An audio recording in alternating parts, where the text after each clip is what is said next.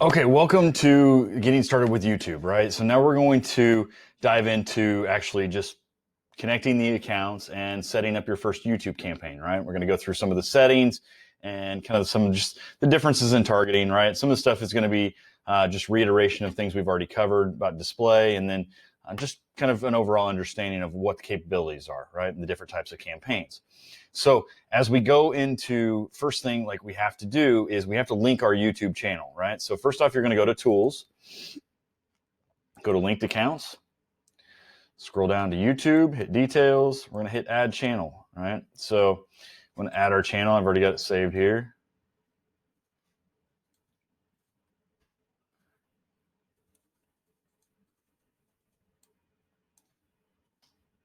And we find collateral growth. Now it's going to ask you, are you the owner or someone else owns this channel? Well, I own it. So that, then we'll go to YouTube.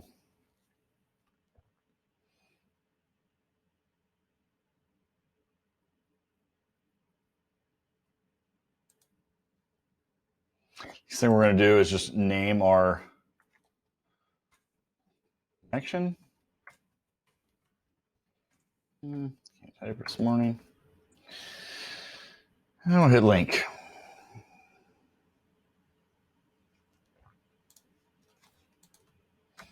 And save that video just when we start creating a campaign. So now, once we're back into the account, you just hit refresh. Let's minimize this a little bit.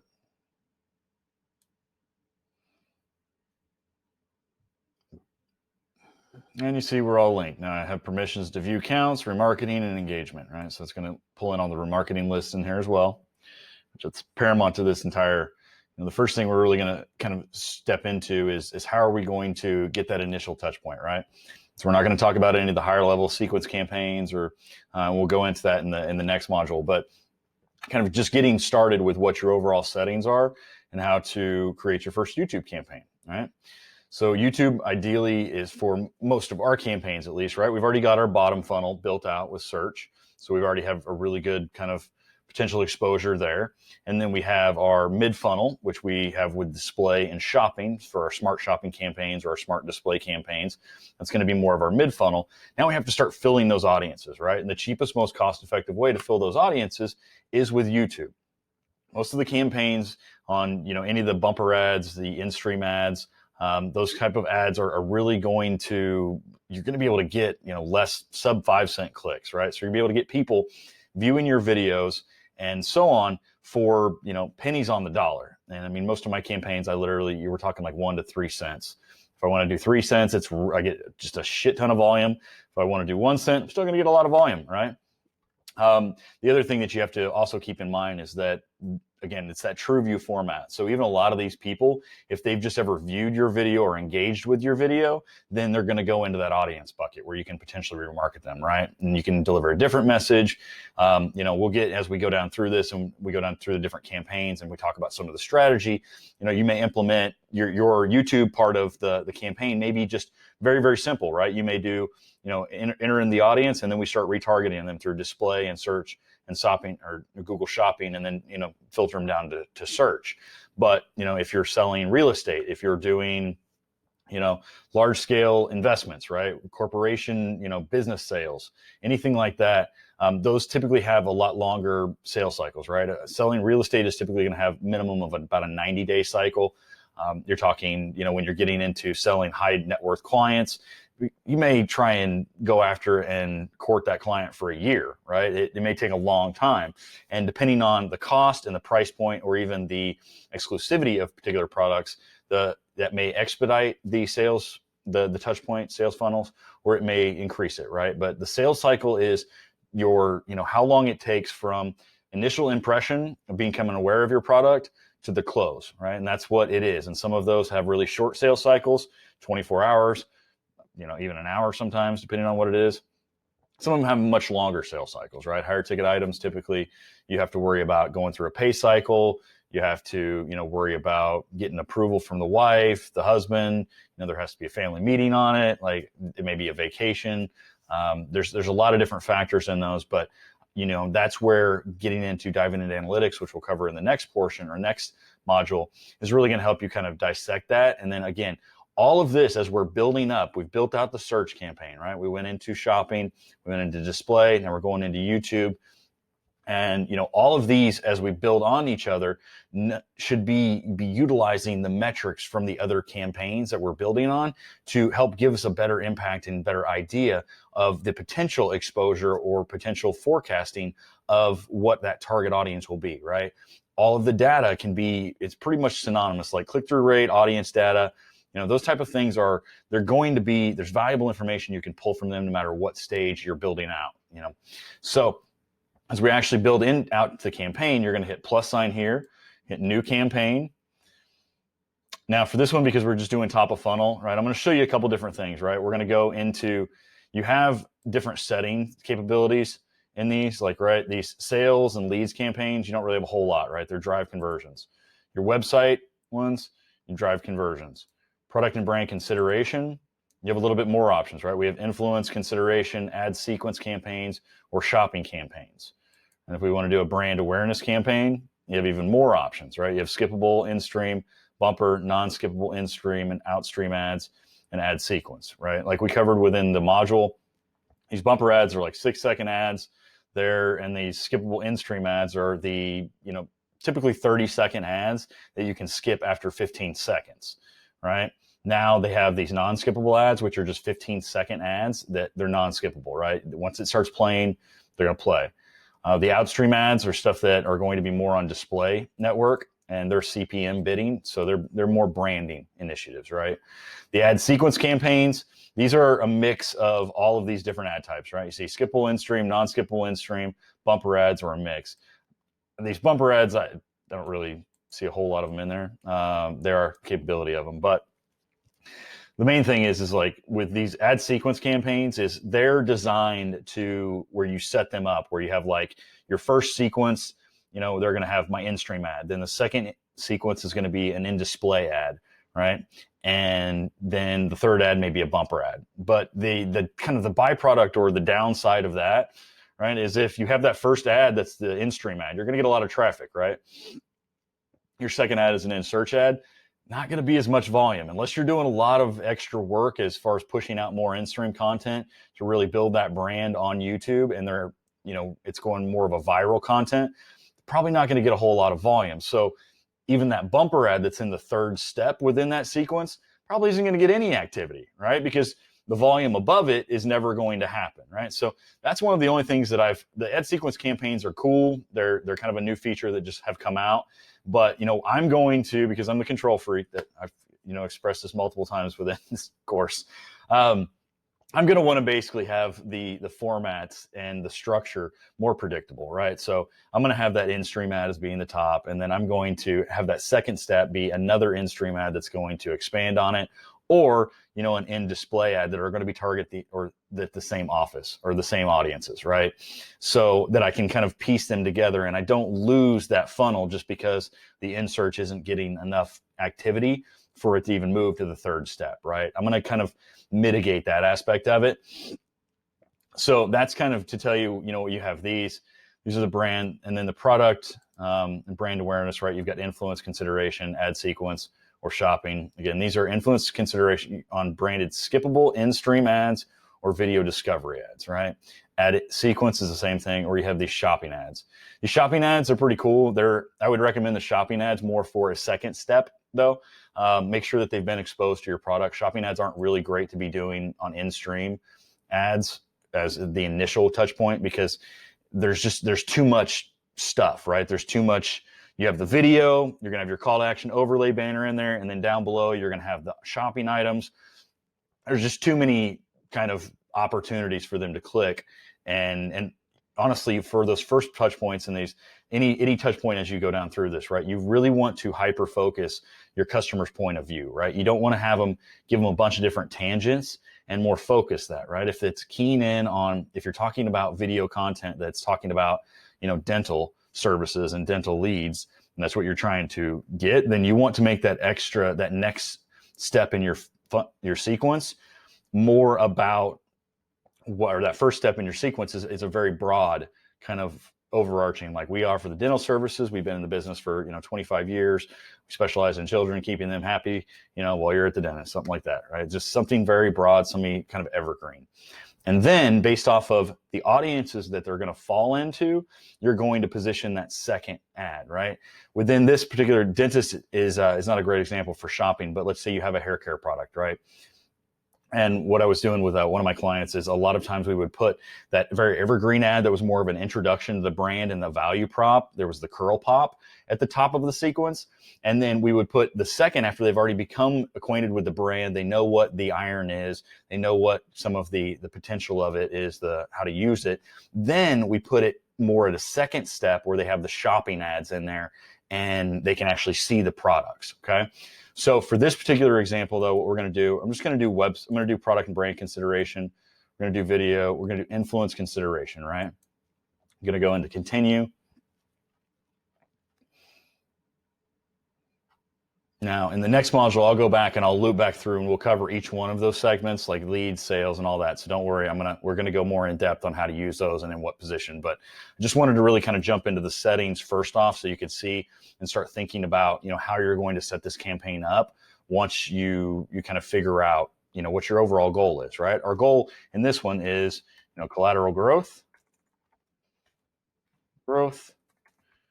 top funnel,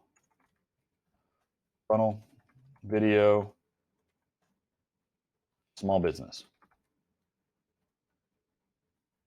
Okay.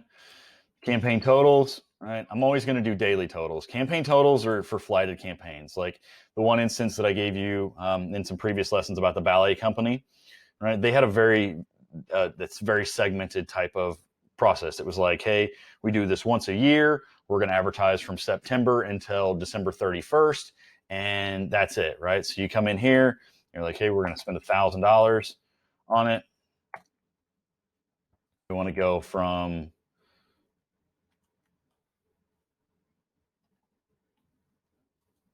because this is, you can't do in the past, we'll say June there through December 31st, right? I'm going to spend $1,000. It gives me the daily budget here, amount of runs, 497 days. And it gives me just the blank kind of generalized information. But I'm always going to run it at a daily, right? Let's do $1 a day to focus on. As soon as ads are approved, get rid of the end date. In delivery method, it's one of those things, like you're going to blow through your budget, like whether or not you do standard or whether or not you do accelerated. Standard I might do if I'm looking for top of funnel, just because I'm not worried about, there's no audience data and there's nothing in there to kind of predispose me to what their conversion path is, right? So I'm going to do it on a more wider breadth to get the most coverage throughout the day. If I find that I'm not, utilizing my budget within YouTube, then I can always throw it on Accelerated and it'll eat it up in a heartbeat. But more than likely, even, if we do $100 a day on standard delivery, it's still, if you're doing nationwide, you're still going to pretty much blow through it, right? The audience is what you really need to kind of consider whenever you're talking about the budget is, right? Am I doing a national audience? Am I doing a regional audience? Am I only doing it during a certain time period? All of these are going to affect what your overall kind of scope is of how long you're going to be running and what the potential exposure is, right? At this particular time, we got 10 people and 10 billion impressions in here. If I put $1,000 a day in here, it's still going to blow through that 10 billion. It'll blow through that $1,000 even on standard delivery in a heartbeat. So we have maximum cost per view in here, right? So this is what we want to pay per view. Now that you have your network settings, right? This is basically where it's going to show up on your networks. You can do YouTube search results. This is going to be your in-display ads, your in-discovery ads. And it's basically where they're going to YouTube and doing a search in the top box, right? So they're clicking on here, doing, collateral growth. Collateral growth.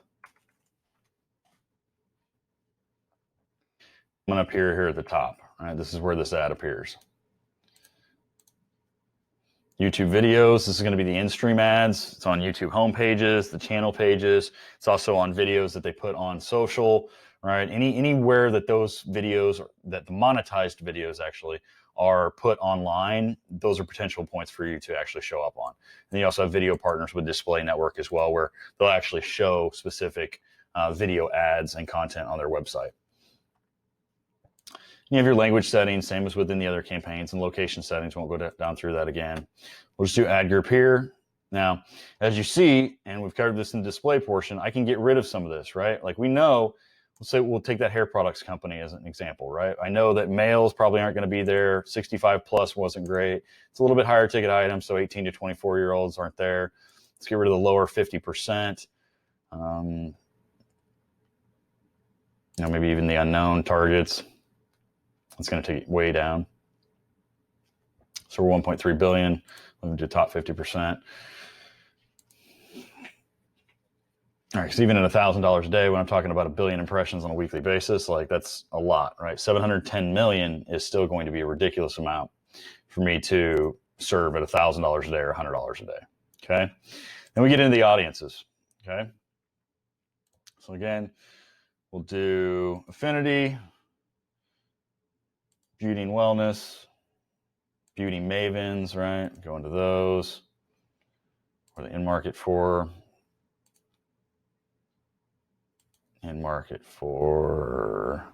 beauty products and services, hair care products.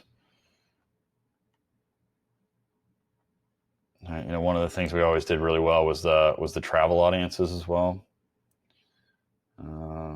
So hotels and destinations, hotels by star rating. You could do 5-star, 4-star.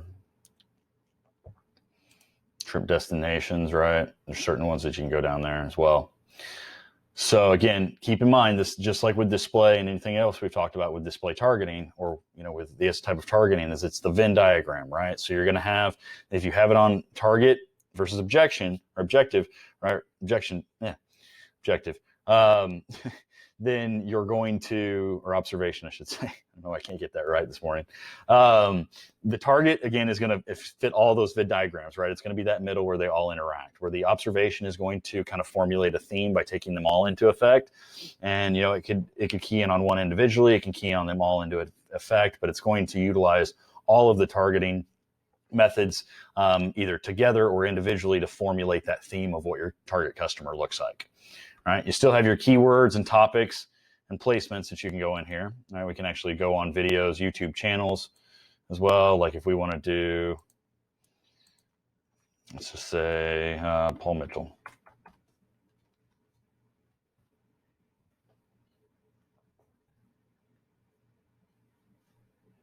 So go over here, Paul Mitchell.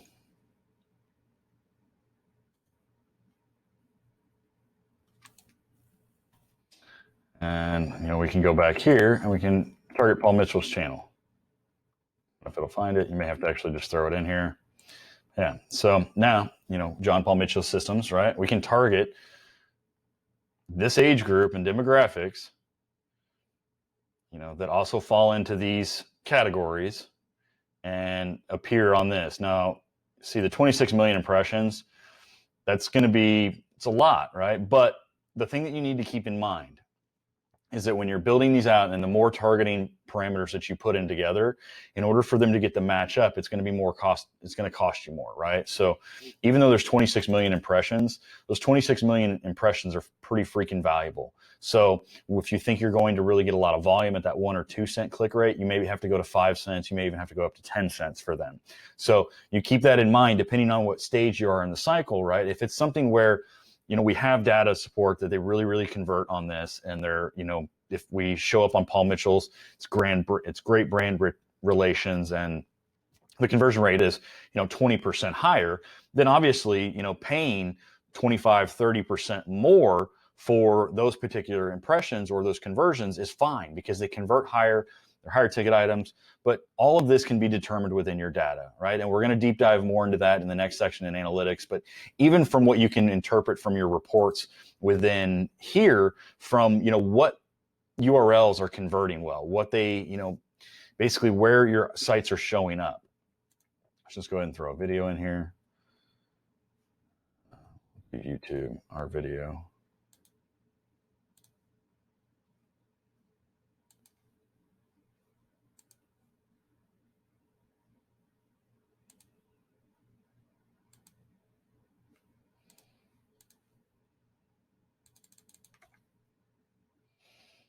Now, you have the option to pick in-stream or video discovery ads, right? I would tell you to run both, right? Run campaigns with both, run an ad group. In reality of it is it's honestly better to have two separate campaigns so you can separate out the budgets. But, if you're running on a limited budget, you can put, an in-stream option in there and a video discovery option. The video discovery will get a lot less impressions and volume just because it's somebody they're actually searching it out, where the in-stream videos they're automatically going to play to whoever fits this demographic, right? So any videos that are on John Paul Mitchell Systems channel and the people reflected any of these, targeting groups like beauty mavens, I'll just leave that kind of broad, and then they also fit into those, then that's going to be, my capable in-stream audience properties. The in-display is right, like I said, it's this in-search that you do. So we do in-stream here. We'll just put the video in here. Call to action, learn more.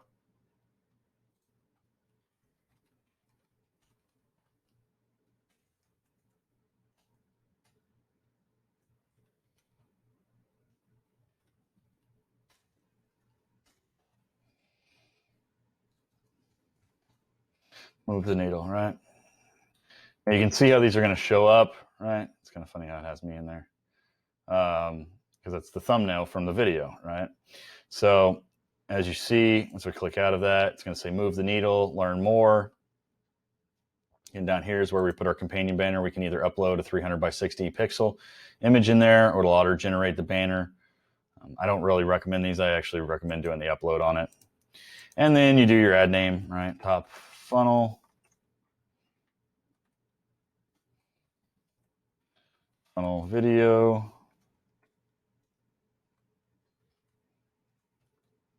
Audience and placement.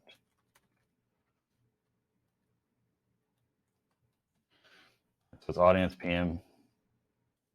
I'm going to put demo in there sometimes, right? You kind of you want to make sure that whenever you go back and look at these ads and whatever the name you're putting in there, that it doesn't matter what your overall, like, I guess, format that you put in there. It's whatever is synonymous, or whatever you can find understandable and what works for you. But again, what kind of the best practices that I always use is, the campaign audience, campaign image or ad type, what the targeting method is, a network that we're utilizing as well. All right. So, I'm going to do,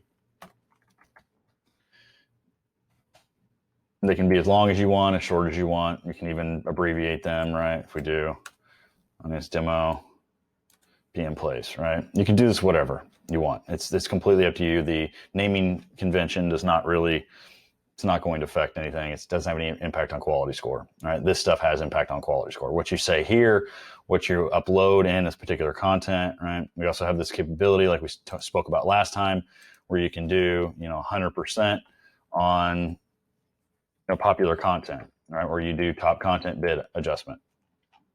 Okay. So that's your generalized settings within you're doing YouTube. Now, again, as you go into these things, you hit save and continue.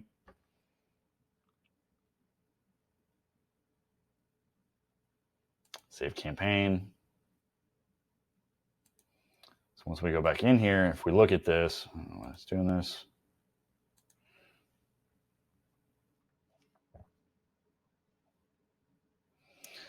So then once this is created, right, you can go back in here if we want to adjust the audiences. All right. You can do that. Also that. Graphics, you have your topics in here as well. Placements. Settings. So all of this is the exact same throughout the accounts, right? You're just going to have a couple more in there where you can actually see what your videos are that you have running, but that's different than what the ad is, right? So this shows you what the ad is. This shows you the video creative that's in it. And then this shows you what the landing page is, what it is. Now there's no data in there yet because it hasn't landed, right? Expanded landing pages, those type of things. These are just the couple other menus that are in here. And you also have your advanced bid adjustments down here. This is for the top content, right? You see how there's a little bit of difference within what it reflects, right? So on, display in YouTube, you have top content, top placements that you can do it on, where on, search you can do on calls. The devices still going to have those capabilities within there as well. And the settings, just like we covered within display, you still have the capabilities of doing all of that really granular settings in there as far as what your, type of impact, or basically what type of, what I'm saying, the devices and networks and user, or telecom companies, all of that very granular detail of targeting methods and that you can dissect or utilize to really refine that location. These are all still available, right? Excluded content.